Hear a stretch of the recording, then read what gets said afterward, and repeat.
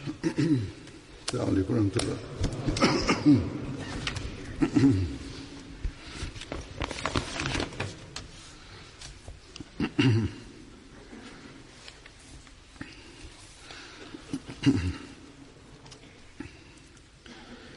أشهد أن لا إله إلا الله وحده لا شريك له وأشهد أن محمدًا عبده ورسوله أما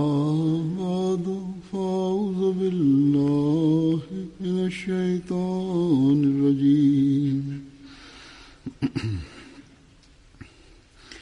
بسم الله الرحمن الرحيم الحمد لله رب العالمين الرحمن الرحيم مالك يوم الدين إياك نعبد وإياك نستعين اهدنا الصراط المستقيم صراط الذين أنعمت عليهم غير المغضوب عليهم ولا الضالين.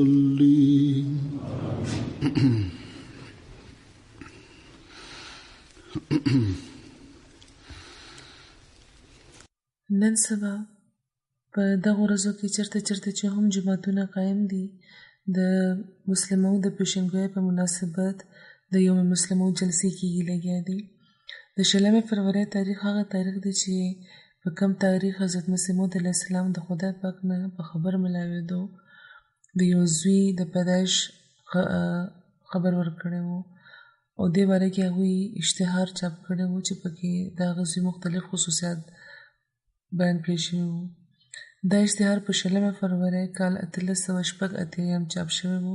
او حضور فرمایي چې لکه څنګه چې ما ووایي چې په دغه مناسبت تر څو چې ممکنه وي چېرته چې ممکنه وي نو هلته په 16 فروری یوم مسلموت منځلې کېږي او چې چېرته په دغه تاریخ سهولت میسر نه وي نو هلته د جلسې انعقاد تاریخونه مخکې یا وروستو کړی شي. د یوم مسلموت منزل او په دغه حواله جلسې کول اصل کې د حضرت مسیح موعود علیه السلام د یوې عظیمې پیشنګویۍ د پوره کېدو په وجه ده. دا نه چې د حضرت میرزا بشیر الدین محمود احمد حضرت المسیح ثانی د پیدایش په وجه دا منزلې کېږي. حضور فرمایي چې دا وضاحت ما ځکه وکړ چې ځینې خلک او د دې چې کم نوی کول دي یا زلمي هلکان دي یا کمل خلک دي هغوی دا پوښتنه کوي چې یوم مسلمو چې موږ منځو نو بیا د نورو خلفا د پیدایش ورځ موږ ولې نه نمانځو. نو یو خو دا خبره واضح شي چې دا ورځ د حضرت مسلمو د پیدایش ورځ نه ده. د هغوی پیدایش خو په کال 1809 کې په 12 جنوري شوی و. نو د دغه وضاحت نه پس نن د پیشنګویۍ مسلموت په حواله به زه خبرې کوم. د ټولو نه مخکې خو د حضرت مسیح موعود علیه السلام د پیشنګویۍ چې کوم خپل الفاظ دي هغه به وړاندې کوم او بیا دا هم چې د هغوی د تحریرو نه دا هم ثابته ده او د هغوی دا خیال و چې دغه پیشنګویۍ مصداق حضرت المسیح ثانی دي یعنې حضرت میرزا بشیر الدین محمود احمد. همدغه شان د حضرت المسیح اول هم دا خیال و د سلسلې د نورو ازبرګانو هم دا خیال و چې د دغه پیشنګویۍ مصداق حضرت المسیح ثانی دي او همدغه شان لکه څنګه چې ما وویل دا مختلف خصوصیات وو علامتونه وو او دا علامتونه چې څنګه پوره شو او خپلو او پردو چې څنګه د دې ذکر کړی دی او څنګه چې هغوی دا محسوس کړی دی نو د هغې به هم زه ځینې مثالونه وړاندې کوم. د ټولو نه مخکې خو د دغه پیشنګویۍ چې کوم الفاظ دي د حضرت مسیح موعود علیه السلام په الفاظ کې هغه به وړاندې کړم. حضرت مسیح اسلام فرمایي چې پیشنګویۍ چې د دغه احکار باره کې ده هغه نن په 16 فروری کال 1386 کې چې د جمادی الاول 15 تاریخ دی د ایجاز او د اختصار پر رعایت د کم د الهام کلمات دي نو هغه به نمونې په طور دلته لیکلی کېږي او بیا به په تفصیل وروسته په رسالې کې درج کېږي انشاءالله تعالی. فرمایي چې وړومبی پیشنګویي چې د خدای پاک په الهام د عز وجل او د رحیم و کریم و د بزرگ و برتر خدای په الهام چې په هر څیز قادر دی او جل شانه و عز اسمه هغه په خپل الهام سے مخاطب کو مدائرہ تو فرمائیں کہ میں تجھے ایک رحمت کا نشان دیتا ہوں اسی کے موافق جو تو نے مجھ سے مانگا، یعنی سے تعالی در رحمت و نشان در کوم دهغه سے موافق دهغه سے مطابق جسے تامانا غوختی ہو. سو میں نے تیری تضرعات کو سنا اور تیری دعاؤں کو اپنی رحمت سے پایا قبولیت جگہ دی. نماستا دا تضرعات وورد استاد دعاګانې میں پخپل استاد دعاګانو لمه پخپل رحمت د قبولیت مقام ورکو اور تیرے سفر کو جو ہوشیارپور لدھیانہ کا سفر ہے تیرے لیے مبارک کر دیا. استاد سفر چې د ہوشیارپور د لدھیانه سفر د دائم تعالی پر برکتی کو مبارک میں کو درلا. سو قدرت اور رحمت اور قربت کا نشان تجھے دیا جاتا ہے. نو د قدرت و د رحمت و د قربت نشان تعالی درکړی کی. فضل اور احسان کا نشان تجھے عطا ہوتا ہے اور فتح اور ظفر کی کلید تجھے ملتی ہے. د فضل او د احسان نشان تعالی ورکړی کیږي او د فتح او د ظفر کلید ته ملاویږي. اے مظفر تجھ پر سلام، یہ مظفر پتا دے سلام بھی. خدا نے یہ کہا تھا وہ جو زندگی کے خواہاں ہیں موت کے پنجے سے نجات پاویں. خدای پاک دا وی دې لپاره چې کم خلک د ژوند خواهش لري هغوی د مرګ د پنجې نه خلاصي بیا مومي. اور وہ جو قبروں میں دبے پڑے ہیں باہر آویں او هغه خلک چې په قبرونو کې پراته دي هغه د بهر روزي. اور تعدین اسلام کا شرف اور کلام اللہ کا مرتبہ لوگوں پر ظاہر ہو اور د اسلام شرف اور د کلام اللہ مرتبہ د خلق کو ظاہر شي اور حق اپنی تمام برکتوں کے ساتھ آ جائے اور باطل اپنی تمام نحوستوں کے ساتھ بھاگ جائے او حق د سره د خپل ټولو برکتونو راشي او باطل د سره د خپل ټولو نحوستونو تختی. اور تعلق سمجھے کہ میں قادر ہوں جو چاہتا ہوں کرتا ہوں. خلق د پدې پوه شي چې زه قادر یم چې څه غواړم هغه کوم، یعنی خدا پاک قادر دی. اور تا وہ یقین لائے کہ میں تیرے ساتھ ہوں هغوی ته په یقین راوړي چې زه تا سره یم. اور تا انہیں جو خدا کی وجود پر ایمان نہیں لاتے اور خدا کے دین اور اس کی کتاب اور اس کے پاک رسول محمد مصطفیٰ صلی اللہ علیہ وآلہ وسلم کو انکار اور تکذیب کی نگاہ سے دیکھتے ہیں کھلی نشانی ملے. او هغه خلک چې د خدای پاک په وجود ایمان نه راوړي او د خدای دین او د هغه کتاب او د هغه پاک رسول محمد مصطفیٰ صلی الله علیه وآلہ وسلم ته د انکار او د تکذیب په نظر ګوري هغوی ته د یوه واضح نشانی ملاوه شي اور مجرموں کی راہ ظاہر ہو جائے اور د مجرمانو لاره دې ظاهر شي. سو تجھے بشارت ہو کہ ایک وجی اور پاک لڑکا تجھے دیا جائے گا. نو تا باندې زیری وچ یو وجی یو ښکلی او پاک الګ به تعالی درکړی کېږي. ایک ذکی غلام لڑکا تجھے ملے گا. یو ذکی غلام الگ بتا ته ملاویږي. وہ لڑکا تیری تخم سے تیری ذریت و نسل ہوگا. هغه الګ به ستا د ذریت نه او ستا د نسل نه به ستا د تخم نه به، یعنی داوی جسمانی اولاد بھی. اور نہ صرف دا داوی جسمانی اولاد بھی بلکہ داوی اولاد بھی. فرمائی کہ خوبصورت پاک لڑکا تمہارا مہمان آتا ہے، اس کا نام ایمانویل اور بشیر بھی ہے. یو ښکلی پاک الګستا ملمر روان دی چې نامه ایمانویل و بشیر هم ده. اس کو مقدس روح دی گئی ہے. هغه له مقدس روح ورکړی شوی ده اور وہ رزق پاک ہے. هغه د رزق نه پاک دی. وہ نور الله ہے. هغه د خدای پاک نور دی. مبارک وہ جو آسمان سے آتا ہے، برکتی دے هغه چې د آسمان نه راځي. اس کے ساتھ فضل ہے جو اس کے آنے کے ساتھ آئے گا. هغه سره فضل دی چې هغه سره هغه پر راتلو به راځي. هغه به وہ صاحب شکوه اور عظمت اور دولت ہوگا. هغه به صاحب شکوه وی، عظمت به لري او دولت لري.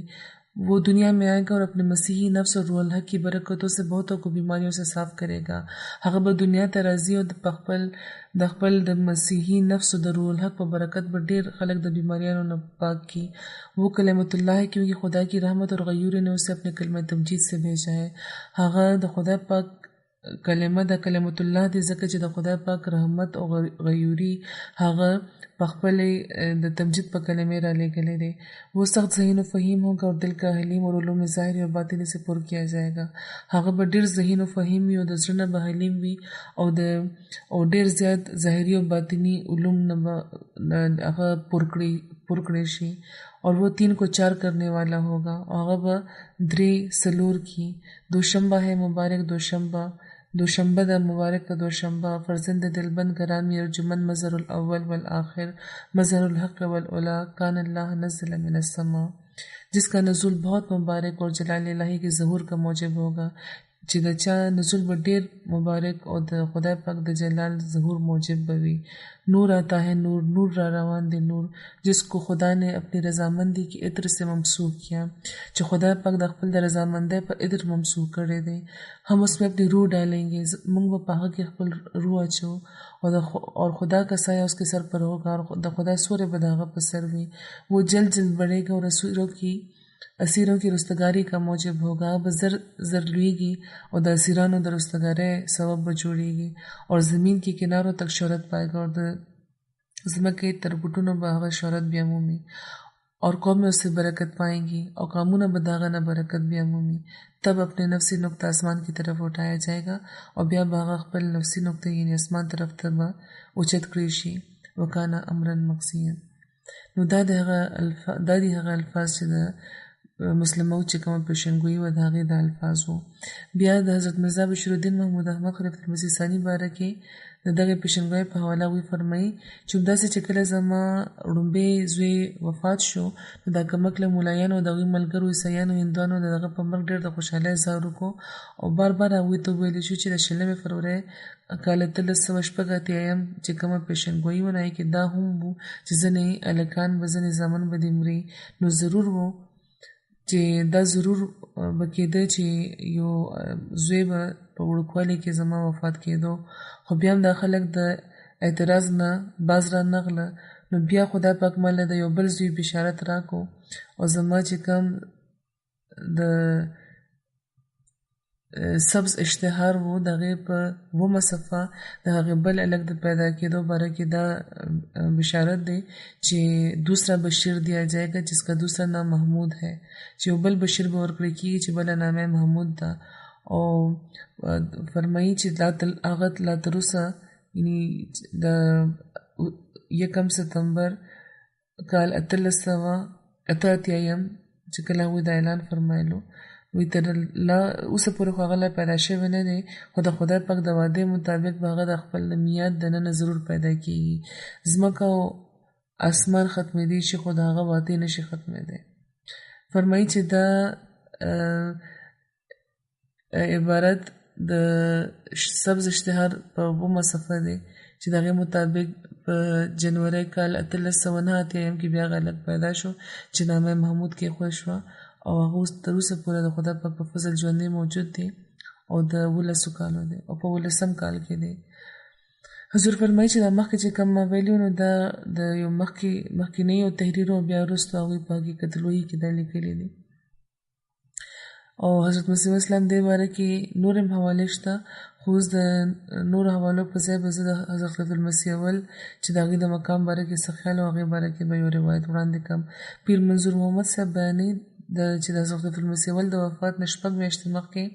حضرت پیر منظور محمد صاحب چې د قاعده یسر القرآن مصنف دي، هغوی د هغوی په خدمت کې عرض وکړو چې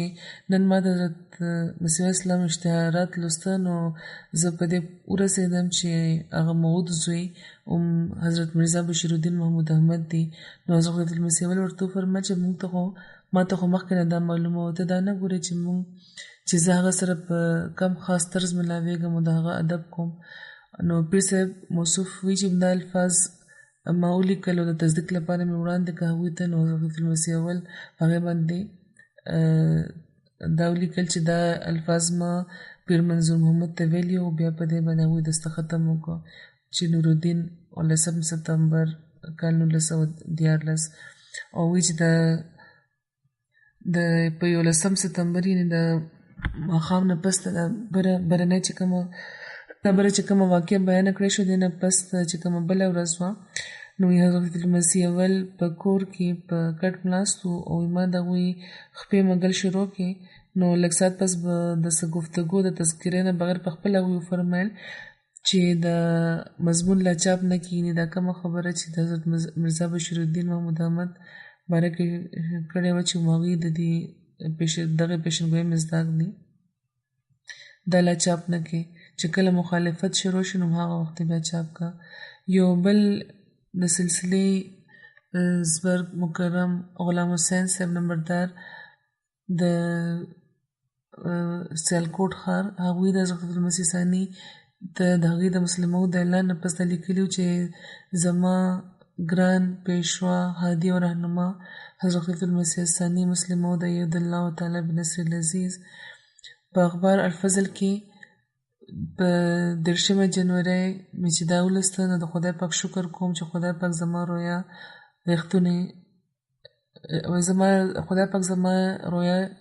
رښتیا کا دوی لیکي چې حضور ته معلومه وي چې حضرت المسیح اول په ژوند کې اکثر د الفضل دفتر کې د شادي خان صاحب مرحوم سیالکوټي په موجودګۍ کې حضور له مبارکي ورکړو چې خدای پاک ماته په خوب کې دا وښودل چې د حضرت المسیح اول نه پس هم تاسو خلیفه او کامیابه کیږئ به او په تاسو باندې به وحي نازلیږي دا خوب ما حضرت المسیح اول ته هم اورولی و او حضور ډېر خوشحاله شوي و تصدیق یې کړی او فرمایلي و چې ځکه د مخالفت هم شروع شوی دی سید حامد شاه صاحب مرحوم ته هم دا خوب اورولی و الحمدلله چې حضور په خپله د مسلموت کېدو دعوه وکړه ځکه چې حضرت مسلمو دا اعلان کړو په کال 1940 کې وی چې ګینې ما ته خو د حضرت المسیح اول په ژوند کې ستاسو د خلیفة الله او د مسلموت کېدو باره کې حق الیقین شوی و همدغه شان یو بل زبرګ دی د سلسله مکرم صوفي مطیع الرحمن صاحب بنګالي هغوی د حضرت مسلموت په نامه خپل یو خط کې لیکي چې دا اعلان چې کوم د مسلمو د هغوی کړی و د هغې نه پس هغوی لیکلي و چې زه خپل یو خوب بیانول مناسب ګڼم دا خوب ما 40 یا 30 کاله مخکې لیدلی و چې یو ځل مخکې هم ما د حضور په خدمت کې دا لیکلی دی اوس چې حضور په خپله د مسلمو کېدو دعوه وکړه نو ما ته دا یقین شو چې دا رویا همدغه پیشنګویي باره کې وه ما دا خوب لیدلی و چې د اختر جلسه ده او حضرت مسیح موعود علیه السلام یو ډېر په بلند مقام ولاړ دي او د شین رنګ چغه هغوی په تن کړې ده او هغوی خطبه فرمایي لګیا دي او چې خطبه ختمېدو نه پس د هغوی سره د مصافحې لپاره وړاندې شوم نو ما وکتل چې هغوی حضرت مسیح موعود علیه السلام نه دي بلکې حضرت المسیح ثاني دي او دا خوب ما خپل مکرم کپتان ډاکټر بدرالدین صاحب او خپل ورور جناب مولوي ضلع الرحمن صاحب مبلغ چې د بنګال دي د هغوی په خدمت کې دا بیان کړی و او مولوي ضلع الرحمن صاحب ما ته دا و چې دا د حضرت امیر المؤمنین باره کې هغه پیشنګویي چې حسن احسان میں تیرا نظیر ہوگا هغه ته وښودلی شو دا هم حضور فرمایي چې د پیشنګویي الفاظ دي چې حسن احسان میں تیرا نظیر ہوگا یعنی په حسن او په احسان کې به هغه یعنی مسلموت به ستا نظیر وي حضرت مسیح موعود اسلام ته دا ویلي شوي وو همدغه شان د حضرت شیخ محمد اسماعیل صاحب سرساوي بیان دی چې موږ بار د حضرت مسیح موعود علیه السلام نه دا اورېدلي دي یو ځل نه بلکې ډېر ځله مو اورېدلي دي چې هغوی به دا فرمایل چې هغه هلک چې په پیشنګویۍ کې ذکر د هغه میاں محمود دی او موږ هغوی نه دا هم اورېدلي وو چې هغوی به دا فرمایل چې میاں محمود دومره دیني جوش لري چې ځینې وخت زه هغوی لپاره خاص دعا کوم حضرت مسلم موعود رضی الله تعالی عنه ته چې تر څو خدای پاک دا نه ویلي چې تاسو مسلموت یې نو تر هغوی د مسلموت کېدو دعوه نه وه کړې او چې کله هغوی ته په واضح طور د اعلان اذن ورکړی شو نو الله بیا هغوی اعلان هم وکړو او هغه وخت هغوی دا وفرمیل چې په دې کې څه شک نشته چې دغه موعود فرزند باره کې حضرت مسیح موعود علیه السلام چې کوم علامات بیان فرمایلی دي په هغې کې ډېر څه پوره شوي وو د هغې په وجه زموږ د جومات ډېر خلک وو چې هغوی به دا ویلې ما ته چې دا پیشنګویي زما باره کې ده خو ما به همیشه هغوی ته دا وي چې تر څو چې خدای پاک مله دا حکم رانه کړي نو زه به یو داسې اعلان ونه کړم خو آخر بیا هغه ورځ راغله چې خدای پاک په خپله زما په خوله د دغې خبرې اعلان کولو بیا هغوی د اعلان په وخت فرمایل په د هوشیرپور په جلسه کې چې زه د خدای پاک د حکم د لاندې قسم خورم او دا اعلان کوم چې خدای پاک زه د حضرت مسیح موعود علیه السلام د پیشنګویۍ مطابق هغه موعود زوی د وی ګرځولی یم چې څوک به د ځمکې د کنارو پورې د حضرت مسیح موعود علیه السلام نامه به رسوي. بیا د لاهور په جلسه کې هغوی فرمایل چې زه د هغه واحد او د قهر قسم خورم او دا ویم چې چا د دروغو قسم خوړل د لعنتیانو کار دی او چې چا باندې افترا کوونکي د هغه د عذاب نه نشي بچ کېدی چې خدای پاک په دغه ښار کې په لاهور کې د ټمپل روډ نمبر 13 چې کوم کور دی د شیخ بشیر احمد صاحب ایډوکیټ نو هلته یې ماله دا خبر راکړی دی چې زه د مسلم موعود د پیشنګویۍ مصداق یم او زه هغه مسلم موعود یم چې چا په ذریعه د اسلام د دنیا ګوټ ګوټ ته رسي او توحید په دنیا کې قایمیږي. حضرت مسیح موعود علیه السلام د مسلم موعود په پیشنګویۍ کې د موعود زوی چې کومې نشانې ښودلې وې هغه مختلفې دي 52 یا 53 خو بهرحال د 50 نه زیاتې نشانې دي او دا خصوصیات خپلو او پردو څنګه په حضرت مسلم موعود کې کتلې وې د هغې ذکر به اوس کوم. د حضرت مسلم موعود په وفات هغه وخت چې کوم حضرت سید ابوالفرش الحسني د مشک هغوی بیانوي چې حضرت امیر المؤمنین خلیفة المسیح ثانی رضی الله تعالی عنہ په وفات زموږ زړونو ته انتهایی تکلیف او غم رسېدلی دی او د هغه تکلیف دی چې د هر احمدي باندې چې په هر احمدي یو المناک اثر کړی دی او د دمشق جومات خو په خاص طور ډېر زیات په حزن او په غم کې مبتلا دی ځکه چې دا جومات د حضور رضی الله تعالی عنہ براه راست د هغوی د لاس کرلې بوټی و د هغوی په برکتي لاسونو دا بوټي کرل شوی وو او د هغوی په خاص توجه او روحانیت دا سراب شوی وو نو په هغې د هغوی په توجه په روحانیت دا بوټي دغه بوټي وده کړی ده او لوی شوی دی او خدای پاک د هغې باره کې دا رښتیا فرمایلي وو چې قامونه به د هغه نه برکت بیا مومي او موږ د هغوی په دعا د هغوی د دعا د برکت او د هغوی د توجه نه به د خدای نه به فیض الهي موږ ترلاسه کړی دی د خدای پاک فیض هم ترلاسه کړی دی ولیکن چې ما ته دا ښه یاد دی چې ما چې کله هم حضور رضی الله تعالی عنہ ته د دعا خواست کړی دی نو د هغې دعا د قبولیت اثار روحاني او په مادي لحاظ په واضح طور ما محسوسه کړی دي او د خدای پاک وحی د هغوی په هکله بیخي رښتیا ده چې نور آتا ہے نور جس کو خدا نے اپنی رضامندی کی عطر سے ممسور کیا چې نور را روان دی نور چې خدای پاک د خپل د رضامندۍ په عطر هغه ممسور کړی دی. بیا په کال 1944 د جولای د میاشتې 28 تاریخ الفضل کې مکرم محمد موهل صاحب د خپل د خوب ذکر کوي چې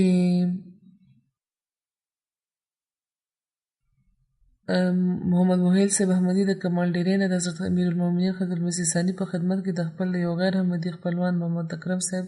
دا خوب لیکلی دی دا له احمدي شوي نو خو دوی لیکي چې کله حضور په کال 1946 کې نوابشاه ته راغلي وو نو هغې نه یو شپه مخکې ما دا خوب کې ولیده چې د نوابشاه چې کوم د ګول دایرې بازار دی د سټیشن له طرفه د غربي اړخ نه یو تن په شیر سور را روان دی او چې ما ته جوخت راشي نو زه ګورم چې د هغه په مبارک جسم باندې د قرآن آیتونه لیکلي شوي دي نو ما د خلکو نه تپوس وکړو چې دا څوک دی نو هغوی راته وویل چې دا حضرت مرزا محمود احمد قادیاني دی نو ما ته نه تپوس کړو چې دا څنګه دی نو هغوی راله جواب راکړو چې د دنیا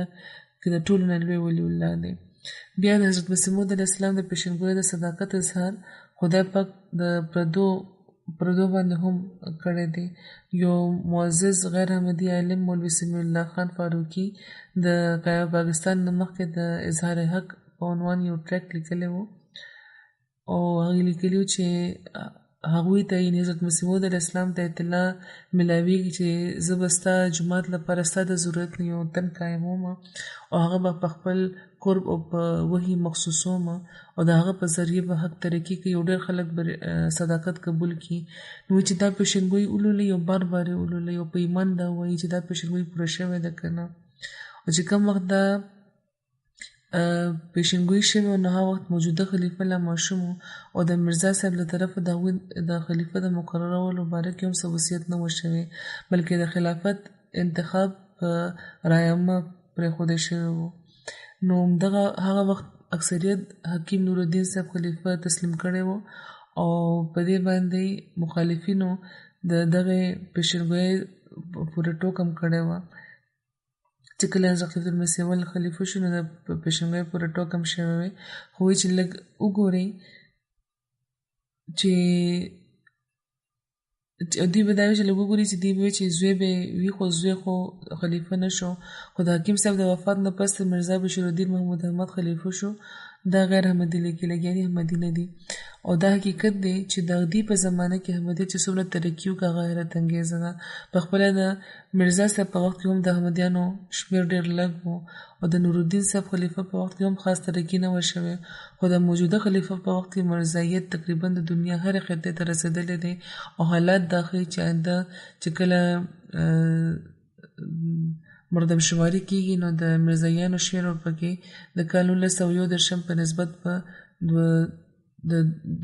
2 چندو نه هم زیات دي. حالانکه په دغه دور کې د مخالفینو له خوا د مرزایت د استحصال لپاره چې څومره منظمه کوششونه شوي دي مخکې چېرې نه وو شوي. دی لیکي چې د هغې په ضروریت کې د یو تن د پیشنګویۍ مطابق چې جومات لپاره قایم کړی شو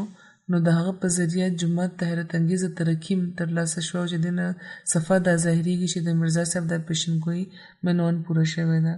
بیا د هندوستان یو غیر مسلمه سکھ صحافي ارجن سنګ د رنګین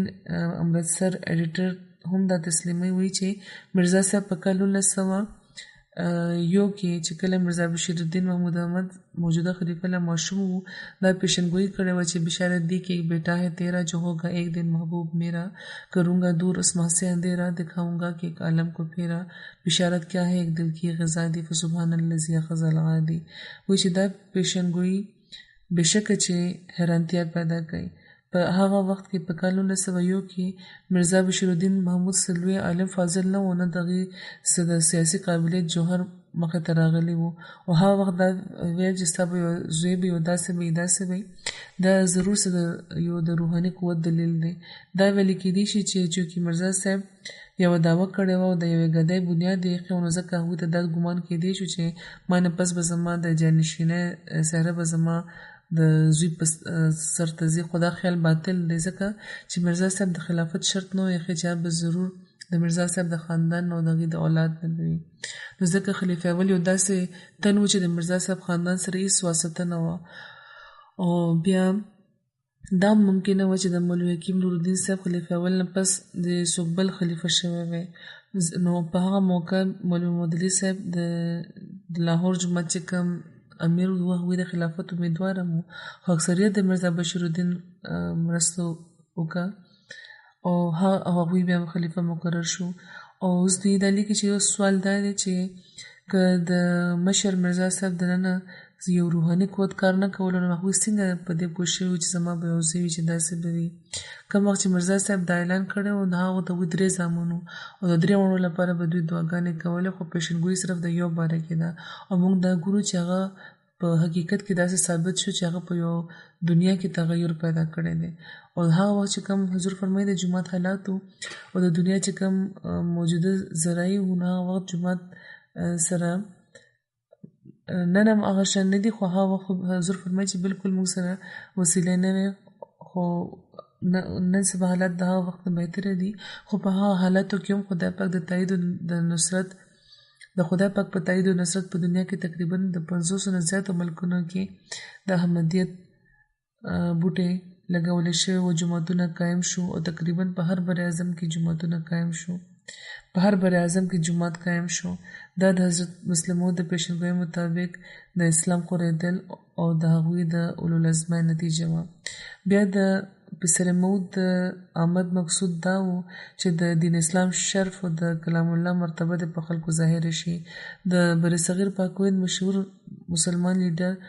او شعله‌نما شاعر مولوي ظفر علي خان صاحب د زمیندار رسالې ایډیټر هغوی د دې خبرې اعتراف ډېر په جار کړی دی او دا ویلي چې خلکو خپل غوږونه پرانیزدي او دا واورئ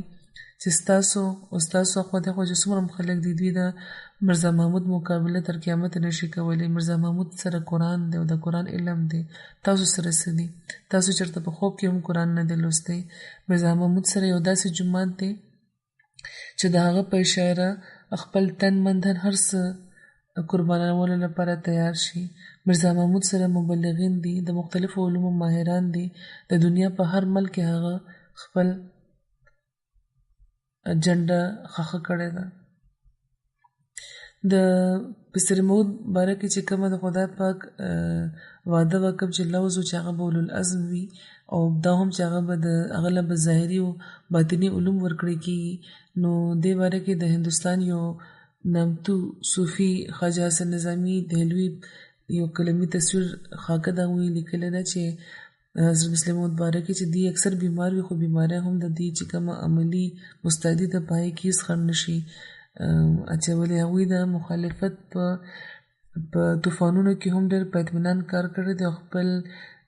چې کوم نرتوب دی د مغلۍ هغه ثابت کړی دی او دا هم هغوی ثابت کړه چې کوم د مغلو ذات دی هغه د کارفرمایي او خاص سلیقه لري، سیاسي فهم لري او مذهبي عقل او فهم کې هم د هغوی قوي دی او د جنگ هنر نه هم واقف دي، یعنی دماغي او کلمي جنگ دغه ماهران دي. او د پسر موعود باره کې یو دا اهم خبر ورکړی شوی و چې هغه به د اسیرانو د رستګارۍ موجب وي. دا پیشنګویي هم په مختلف رنګ کې پوره شوی ده او داسې هم پوره شوی ده چې د انسان عقل په حیران شي. د کشمیر د ازادۍ چې کوم تحریک د هغه په دې باندې شاهد دی ځکه چې د دغه تحریک د کامیابولو چې کومه سهره د هغه آل انډیا کشمیر کمیټې ته ځي او د مشهوره کمیټې د حضرت مسلم موعود په تحریک او د هندو پاک د لوی لوی مسلمانان چې لیډران مثلا سر ذوالفقار علي خان، ډاکټر سر محمد اقبال، خواجه حسن نظامي دهلوي او سید حبیب چې د سیاست اخبار مدیر وو، د هغوی په مشوره په کال 1931 کې په 25 جولای په شملې کې قایمه شوې وه او د دې صدارت په خپله دی حضرت المسیح ثاني ته سپارلی و او د هغوی د کامیاب قیادت دا نتیجه وه چې د کشمیر مسلمانان چې د مودو راځي د انسانیت د ادنا حقونو نه هم محرومه وو او د غلامۍ ژوند هغوی تېرول. هغوی ډېر په لږه موده کې هغوی ته ازادي میسره شوه او د هغوی سیاسي او معاشي حقونه تسلیم کړی شو. په ریاست کې په وړومبي ځل اسمبلي قایمه شوه. د تحریر او د تقریر ازادي سره سره هغوی له مناسبه نمایندګي هم ورکړی شوه او چې په دې باندې چې کوم د مسلمانانو پریس و هغې د حضرت مسلم موعود د شاندارو کارنامو اقرار کړی دی. هغې له خراج تحسین هغوی ته وړاندې کړی دی او تر دې لیکلي دي چې په کومه زمانې کې د کشمیر حالت نازک و. په هغه زمانه کې چې کومو خلکو د عقیدې د اختلاف نه باوجود مرزا صاحب صدر منتخب کړی و، هغوی د کار کامیابي د نظر وړاندې ایښې وه او بهترین انتخاب یې کړی و. که هغه وخت د عقایدو په د اختلاف په وجه که د مرزا صاحب انتخاب نه وی شوی نو دا تحریک به بیخي ناکامه پاتې شوی وی او امت مرحومه ته به سخت نقصان رسېدلی وی. مولانا محمد علي جوهر صاحب په خپل اخبار کې همدرد کې لیکي دی هم ډېر لوی عالم و سیاستدان هم و. په 26 ستمبر کال 1920 کې دوی لیکلي دي چې دا به ناشکري وي که د مرزا بشیرالدین محمود احمد صاحب د هغوی د منظم جماعت ذکر په دغه سطور کې موږ ونه کړو چې هغوی په خپل ټول توجهات د عقیدې د اختلاف نه باوجود د مسلمانانو د بهبودۍ لپاره وقف کړي دي او دا خلک یو خوا د مسلمانانو په سیاست کې دلچسپي اخلي لګیا دي نو بل خوا د مسلمانانو تنظیم او تبلیغ او په تجارت کې هم دی په انحماق کار کوي لګیا دي او هغه وخت لرې نه دی چې دا منظمه فرقه به چې کوم طرز عمل لري هغه به د اسلام سواد اعظم لپاره په عمومي طور او هغه خلکو لپاره په خصوصي طور چې د بسم الله د ګنبدونو کې ناست دي او د اسلام د خدمت لوی لوی دعوې کوي، د لوی لوی دعوو عادت لري، هغې لپاره به دا د لارې مشال ثابتېږي. هغوی وایي چې تاسو مولیانو ته وایي چې تاسو په منبرو ناست یو دعوې کوئ خو دا خلک کار کوي لګیا دي. بیا یو مشهور مفسر قرآن دی علامه عبدالمجید دریابادي د صدقه جدید مدیر، هغوی د حضرت مسلم موعود په وفات یوه شزره لیکلې وه چې پکې د حضرت مسلم موعود د خدمت قرآن له هغې خراج تحسین وړاندې کړی دی. لیکي چې د قرآن او د علوم قرآن عالمگیر اشاعت او د اسلام افاقگیر تبلیغ چې کوم کوششونه دي هغوی په سرګرمۍ او په اولو لازمۍ په خپل د عمر کې جاري ساتلې وي. خدای پاک دې ورله د هغې صله ورکړي او په علمي حیثیت د هغې چې کوم قرآني حقایق او معارف او کومه تشریح او تبیین او ترجماني هغوی کړې ده د هغې هم یوه ډېره بلند او ممتازه مرتبه ده. بیا د قادیان نه یو پادري د امریکې نه یو ځل راغلی و، دا هم د علوم ظاهري او د باطني نه د پور کېدو یو مثال دی. د کال 1914 خبره ده. هغې د ځینې احمدیانو مخې ته ځینې مذهبي سوالات وړاندې کړه چې ډېر اهم وو. ورسره یې دا هم و چې زه د امریکې نه راغلی یم، تر دې ځای پورې ما د ډېرو عالمانو نه دا سوالونه کړي دي خو د دغو سوالونو تسلي بخش جوابونه ماته نه دي میلاو شوي. نو دا زه سوالونه دې لپاره راغلی یم چې ستاسو خلیفه مخې ته وړاندې کړم او دا وګورم چې هغوی څه جواب ورکوي. مولوي عمرالدین صاحب شملوي بیانوي چې دا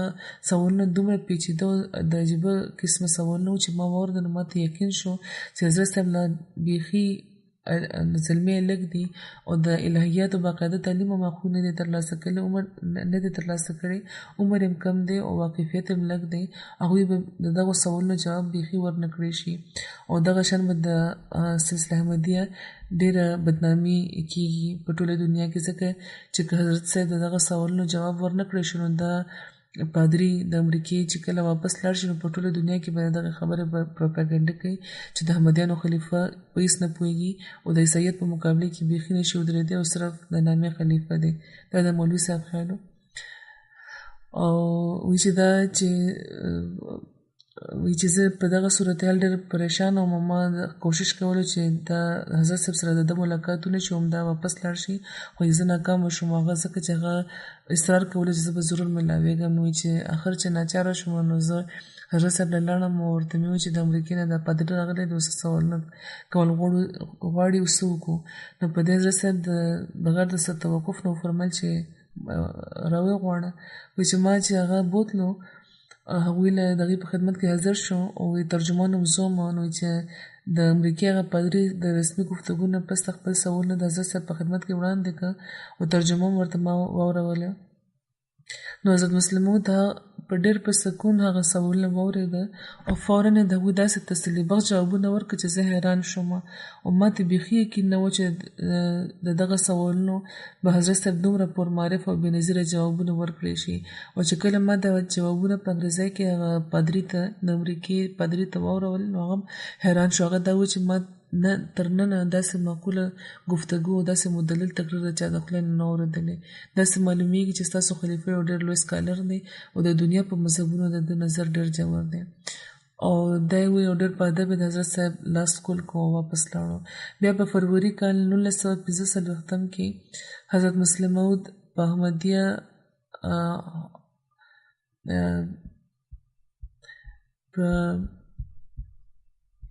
په احمدیه هاسټل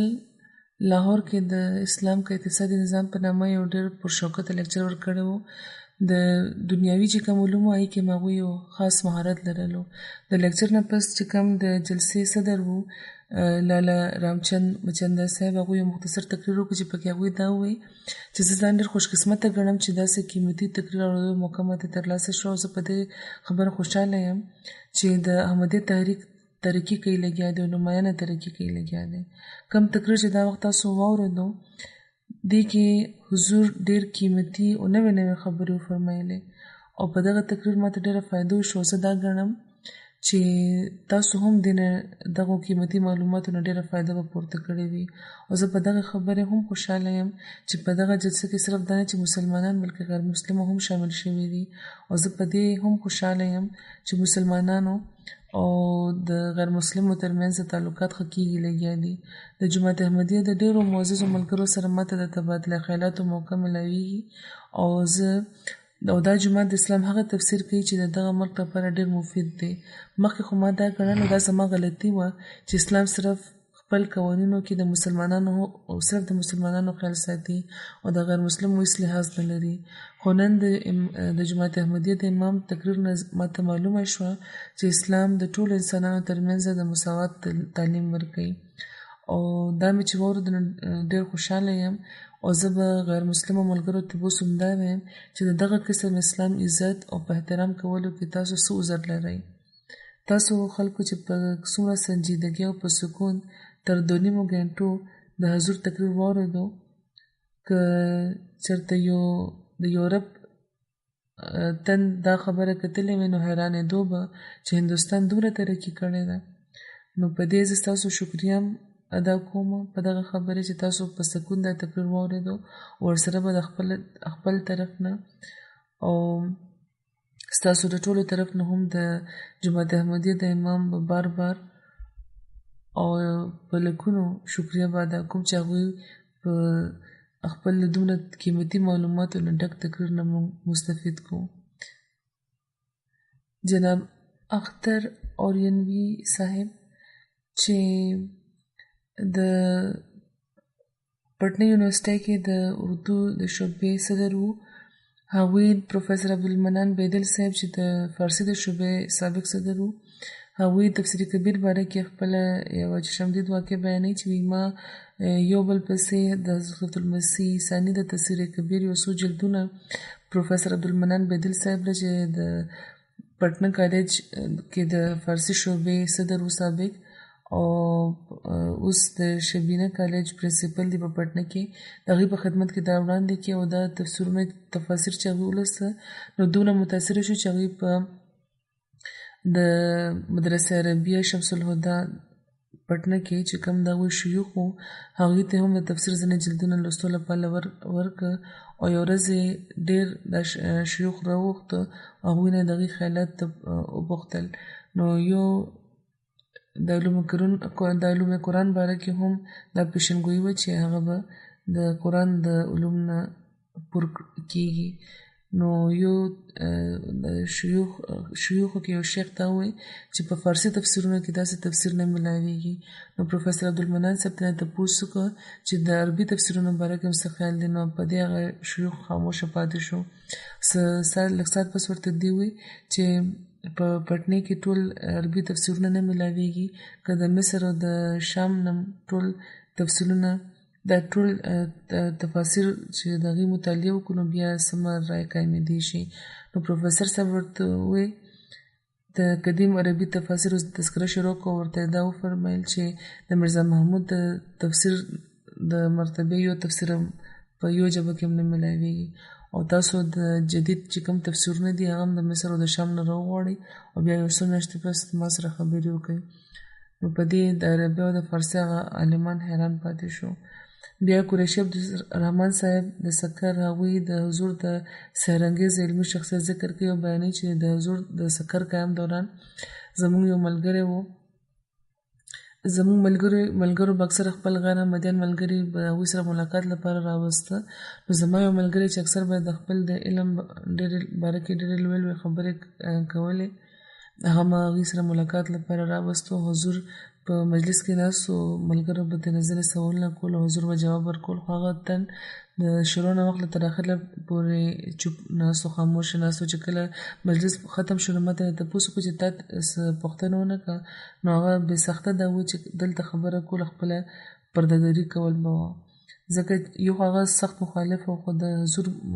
خبرې دومره مؤثرې وې چې هغه دا و چې ما خو دا ګڼل چې که دلته نه زه خپل ایمان سلامت یوسم نو دا به ډېره لویه خبره سوال کول خو بیا بېله خبره ده. بیا یې یوه هفت روزه اخبارو پارس د هغې ایډیټر لاله کرمچند یو څو اخبارنویسانو سره قادیان ته تللی وو، هغوی حضور سره میلاو شو نو ډېر متاثره شو او خپل اخبار کې د دې باره کې مضمونه مو لیکلو. هغوی دا وی چې موږ خو ظفرالله خان ډېر لوی یو ډېر لوی سړی ګڼلو، خو هغوی هغه ورځو کې د وایسرای د اګزیکټیو کونسل ممبر هم وو، خو د بشیرالدین محمود مخې ته خو د هغې حیثیت د طفل مکتب په شان دی او هره معامله کې دوی بهتره رایه لري، یعنې خلیفة المسیح ثاني او ډېر بلند حیثیت لري او ډېره بهتره رای لري او بهترین د دلیلونه وړاندې کوي او تنظیمي قابلیت هم پکې ډېر دی او داسې تن ډېر په اسانۍ یو ریاست تر عروجه پورې رسولی شي. بیا یو علم دوست ملګری یو علم دوست زبرګ د قادیان په جلسې کې شامل شوي وو. هغوی د حضرت مسلم موعود د هغوی د منونکو باره کې خپل تاثرات بیان کړي دي. لیکي چې یو خبره چې ما ډېر په غور وکړه هغه دا ده چې دا ټول خلک دی د خپل د پاک نفس خلیفه په اشاره روان وو او د حضرت امام جماعت احمدیه باره کې په دغه نتیجې زه ورسېدم چې دا تن د قلم ماهر دی، د تقریر اعلی درجې مالک دی او د تنظیم هم اعلی درجې گورنر هم دی. بیا علامه نیاز فتح پوری صاحب د تفسیر کبیر جلد سوم مطالعې نه پس لیکي چې د تفسیر کبیر جلد سوم نن سبا زما مخامخ ده. دا زه ډېر په غور لولم لګیا په دې کې څه شک نشته چې د قرآن د مطالعې او بیخي نوی فکر تاسو پیدا کړی دی او دا تفسیر د خپل د نوعیت په لحاظ بیخي وړومبی تفسیر دی چې پکې عقل او نقل ډېر په حسن هماهنګ کړی شوي دي. ستاسو د تبحر علمي او ستاسو د وسط نظر او ستاسو غیر معمولی فکر او فراست او ستاسو د استدلال حسن ستاسو په هر لفظ کې نمایانه دی او زه افسوس کوم چې زه تر اوسه ولې دې نه بې خبره وم. کاش که ما دا ټول جلدونه کتې شو. پرون د سوره هود په تفسیر کې د حضرت لوط علیه السلام باره کې چې ستاسو خیالات مې معلومه کړه نو ډېر متاثره شوم او بې اختیاره په دغه لیکلو مجبوره شوم. تاسو چې د حوله بناتي تفسیر کم کړی دی او د عام مفسرینو نه جدا د بعض چې کم اړخ تاسو خپل کړی دی د هغې داد ورکول زما امکان کې نشته. خدای پاک د تاسو تر ډېره موده سلامت وساتي. نو د خپلو د پردو د حضرت مسلم موعود باره کې چې کم تاثرات دي او چې کم هغوی سره په ملاقات د هغوی د شخصیت چې کم جوور اثر به چې په هغوی کېدو او د هغوی د خصوصیات نه به چې کله هغوی خبرېدو نو هر څوک به حیران ده او دا د پیشنګویۍ د سرطاقت یو نمایانه واضح اظهار او دغه جلسو کې چې کم نن سبا کېږي لګیا دي او د پیشنګویۍ ذکر او د هغوی چې کومې نمایانه کارونه دي دا چې موږ اورو نو په دې باندې یو خوا که موږ ته د حضرت مسلم موعود رضی الله تعالی عنه د درجاتو د اوچتېدو لپاره دعاګانې کول پکار دي نو ورسره د خپلو حالتونو جایزه هم اخیستل پکار دي چې د احمدیت د ترقۍ لپاره په یو عزم هر چې کوم د جماعت فرد دی احمدیت لپاره پکار دی چې هغه دی دا ضروري ده چې هغه د خپل ټول صلاحیتونه ښکلی کړي او استعمال دي کړي. که موږ به دا کوو نو موږ به د احمدیت ترقي په خپل په ژوند کې مخکې نه زیات په پوره کېدو وګورو. خدای پاک دې موږ له دې توفیق راکړي.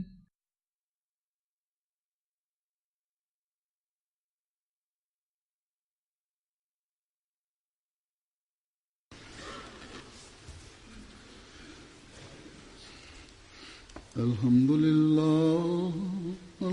لله نحمده ونستعينه ونستغفره ونؤمن به ونتوكل عليه ونعوذ بالله من شرور أنفسنا ومن سيئات أعمالنا. من يهده الله فلا مضل له ومن يضلل فلا هادي له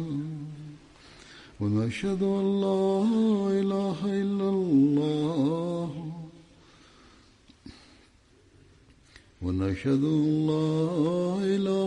الله ونشهد أن محمدا